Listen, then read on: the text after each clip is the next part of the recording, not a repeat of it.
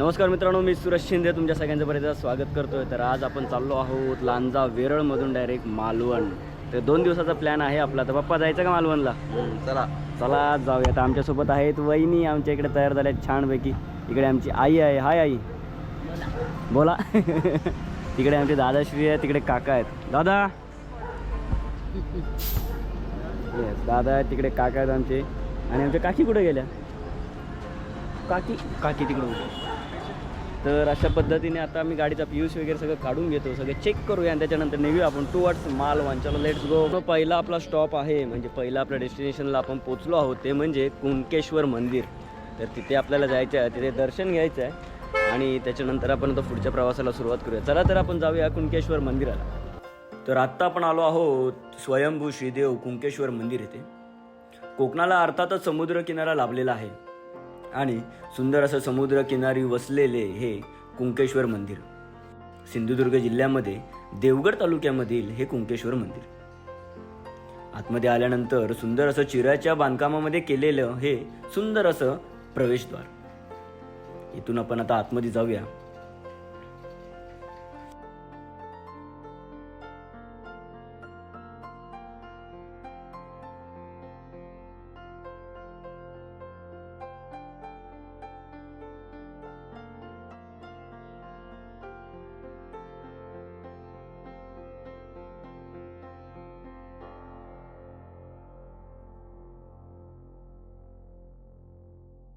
आतमध्ये गेल्यानंतर पहिलं मंदिर लागतं ते म्हणजे श्री भैरव मंदिर।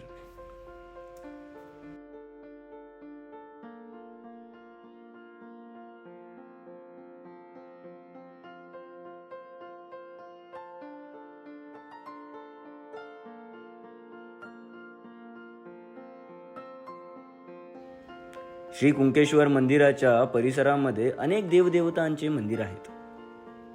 त्यातील पहिले मंदिर आहे जे प्रवेशद्वाराच्या एकदम समोर असलेले, ते म्हणजे श्री भैरव मंदिर।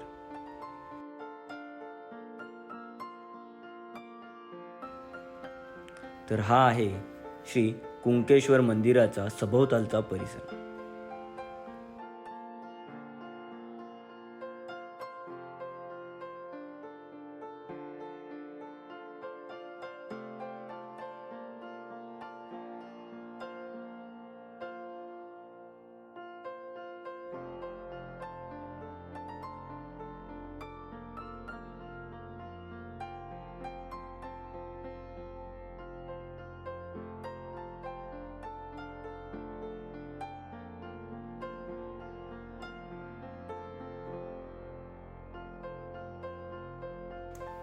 पहिलं मंदिर डाव्या हाताने आतमध्ये आल्यानंतरचं हे मंदिर आहे श्रीदेव मंडलिक मंदिर।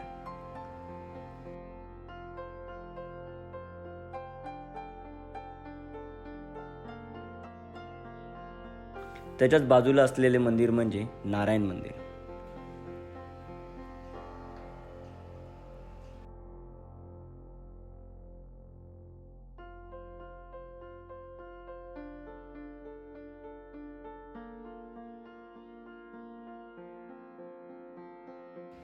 नारायण मंदिराच्या आपण थोडं बाजूला गेलो की ते आहे गणपती बाप्पांचं मंदिर।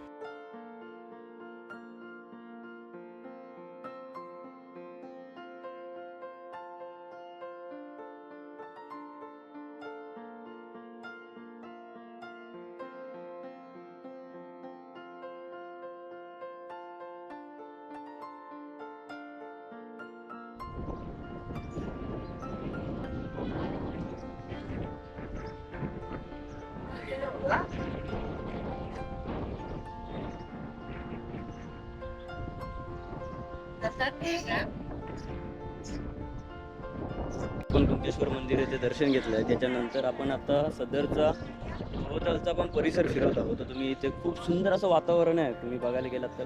आणि मंदिराच्या बाहेर पडल्या तुम्हाला श्रीदेवी जोगेश्वरी यांचं मंदिर आहे। तर आता आपण तिथे जाणार आहोत आणि तिथे जाऊन आपण त्यांचं दर्शन घेणार आहोत। चला तर।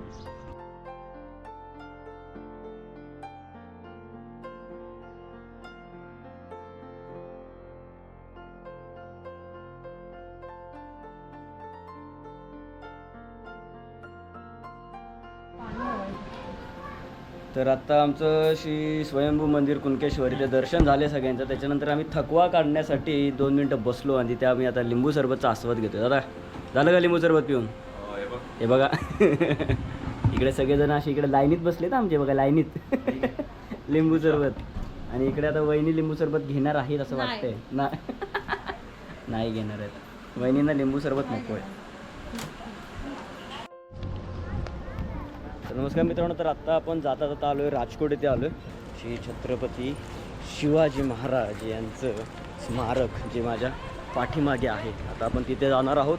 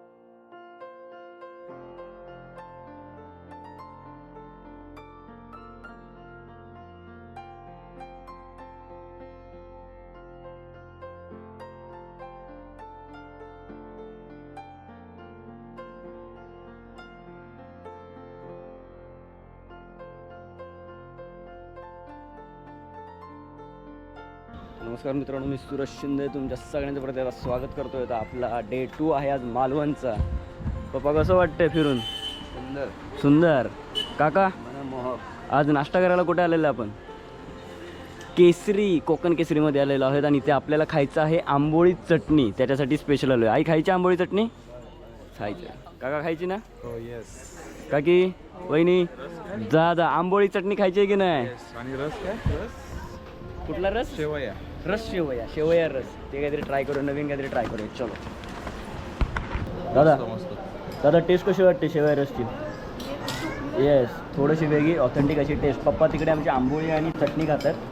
काकानी सुद्धा आंबोळी आणि चटणी घेतली. काकी शेवया खातात. आई घावणे आणि चटणी. वहिनी शेवयाची टेस्ट कशी आहे? छान. चला तर आता आपण शेवयाला असं चलो गाय